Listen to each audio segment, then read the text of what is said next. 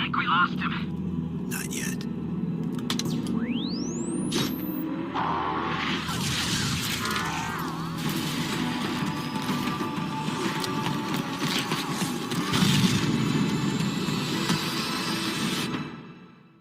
Man, dude, when I first saw that Starry Night trailer, dude, it was just unbelievable because you start with those two kids in the grass and they're talking, you're like, what is this trailer? Yep. And then when you hear that kind of like a screaming noise almost, you know what I'm talking about? Before Chief picks up the helmet. Yep. Hype through the roof. Yeah, I remember specifically where I was at when that was playing. I was at a friend's house, as part of my LAN group. And at this point in time, guys, like we were trying to find the next Halo. I think we had played so much Halo 2 offline that when we got to play it online, we were like, cool, this is amazing. There's other games that do this kind of stuff. What's that? What else is out there?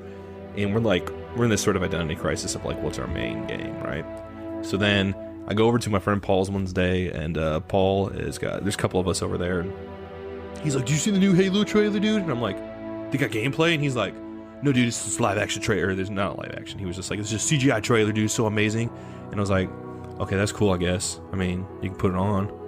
And I just wasn't in that frame of mind. And then he puts it on, and suddenly, like, it's kind of like what Bryan mentioned earlier with him. Like, I had this moment where, like, suddenly, you know, you go into something one day, and you're into something else, and you're on a different track, frame of mind, and stuff like that, and suddenly this thing completely shifts you. And then from that point on, after that trailer, I'm like, Halo, Halo, Halo, I'm ready for Halo 3. That kind of kicked off my Halo 3 hype, I think, that moment, getting to see that trailer. Let's go into, this is the coolest thing that Halo 3 ever did for Josh and I. I'm going to make this, some of you know this already, but the coolest thing Halo 3 ever did is it started the Sacred Icon podcast. It did. The reason Learn it. that Josh and I started a podcast 12 years after Halo 3 came out is because of Halo 3.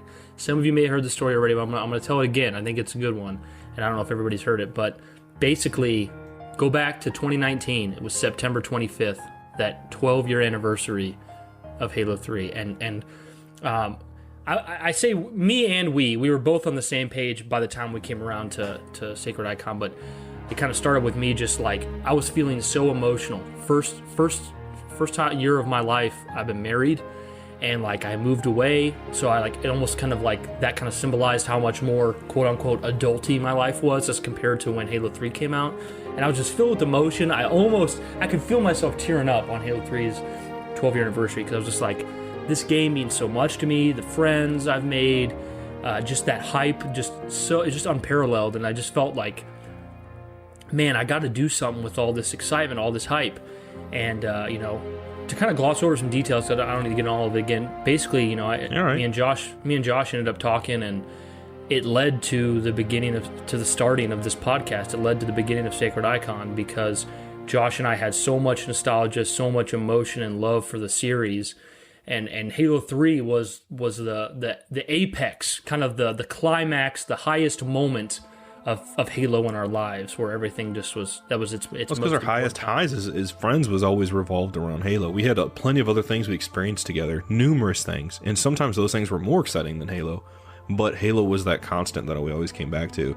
We're talking about like Creighton's bachelor party was a Halo LAN party. We're talking about Bryan's sort of bachelor party was a Halo LAN party, and stuff like that. And we always had these big events that we did this stuff at, and it was cool because before Bryan's wedding, the last Halo LAN party we got to do was at our friend Kyle's house, and there with his wife and the dogs and stuff like that, and everyone came over. There's a couple people I knew, a couple people I didn't know, and it was an amazing experience. So if you think about that, guys, this is like, fast forward a couple months after Bryan's now been married, and it's just hitting us like, damn. Like, it almost, there's that sense of sadness where it's like, it feels like those days are over.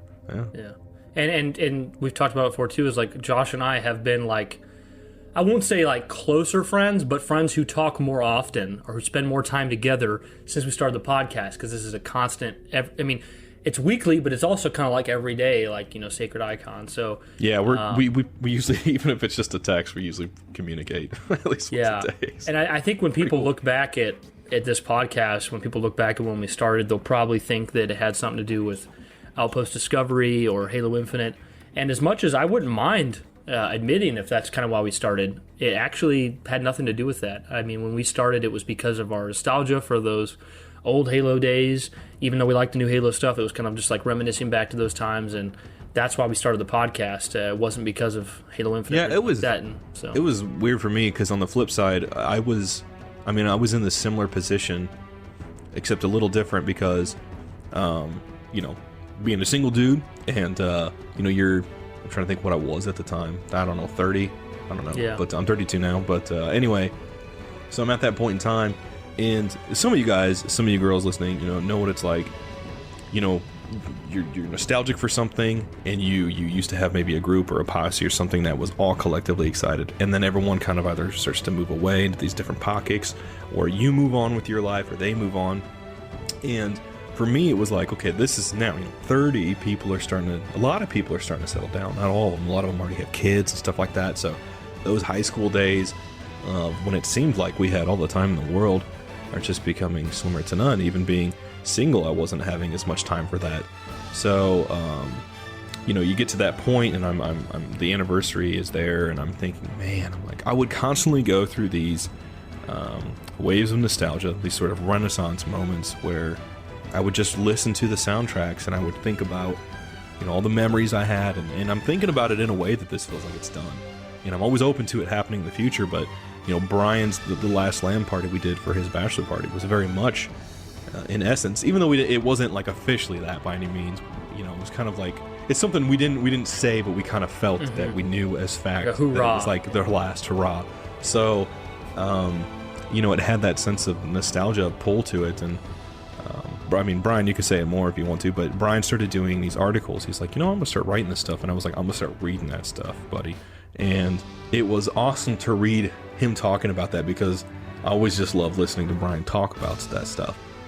And then, I don't know. I think I did it. It could have been Brian, but I think I suggested, we should do a podcast maybe. Yeah, I think like, Josh I've been mentioned kind it of first. thinking about that myself. And then, here we are. Yeah, no, and I think it's even like, because, we talk about how, we got older and stuff and it's changed, but truth be told, my recollection is it was only a couple months after Halo 3 where the beginning of the end for Halo's popularity started, because when I was in high school, a couple months later, everyone was on that Call of Duty Modern Warfare hype. Yep. And then as time went on, it was like new Call of Duties. Eventually it became League of Legends. Twitch started taking off, it's like Halo was so early to the party with its influence, but once everything started to play catch up, Halo just kind of became this thing of old. And I think even today we're still seeing that, where it's like a lot of you guys, tabletop players, will probably know what I'm talking about. It's like, Critical Role really kicked off the sort of let's play of Dungeons and Dragons and stuff like that for people out there who want to watch that type of stuff. But then all these other ones started coming out in different facets. Everyone else saw the success of that and started kind of building off that, doing it their own way and putting their own stamp on that stuff. And people would kind of get into those sort of specific streams and fandoms and whatnot. But you always have that mainstay that one you come back to. And I think for a lot of people, that's Critical Role. For us with gaming, it's that's Halo. I play all these other games. I don't know. Halo was the game that made me realize I want to play games for the rest of my life. Yeah, agreed. And then, so then I would keep playing all these other games, even though I was playing them before then. But Halo was that one I'd always come back to. As long as there's another Halo, I always have this big thing to look forward to. Even if it feels like at times there's other games I'm more excited for. Knowing that there was another Halo was it kept me wanting to buy a console. I agree 100%. I mean, when I first played Halo, which I started with Halo 2, when I first played it, I walked away thinking, okay, I enjoyed playing video games before, but now I want to do it forever.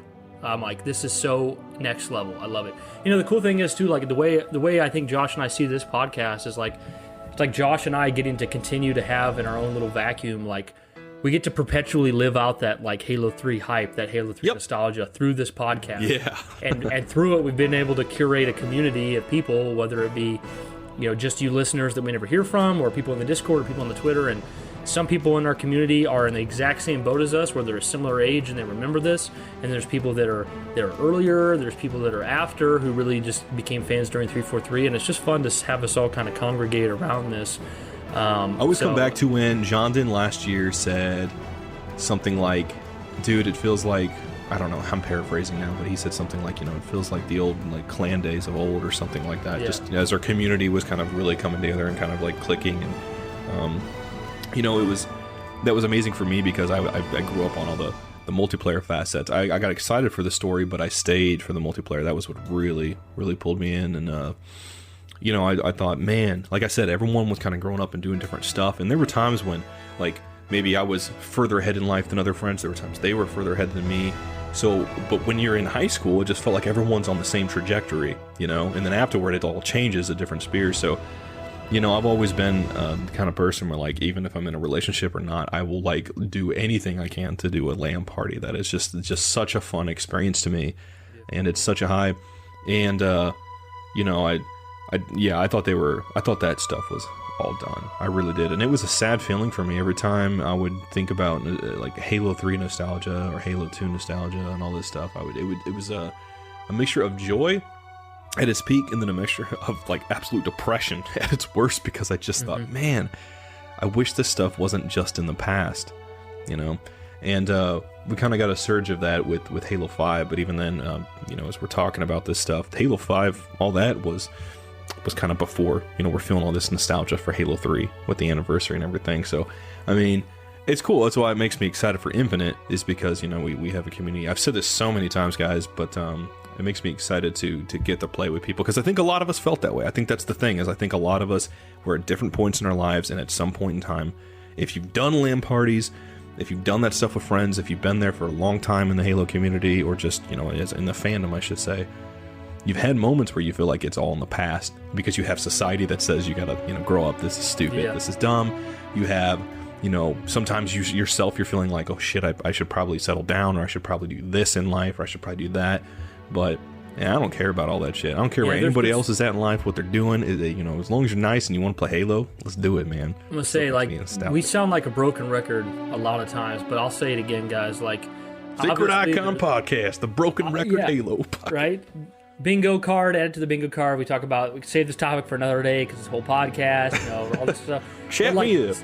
Seriously, guys, like, obviously there's something to be said for, you should be a responsible person. You should take care of yourself in your adulthood. You should make wise decisions. But having said all that, if you love Halo 3, if you love Halo in general, this is a passion of yours, don't ever feel embarrassed for that. Like, wear it on your sleeve. It's awesome.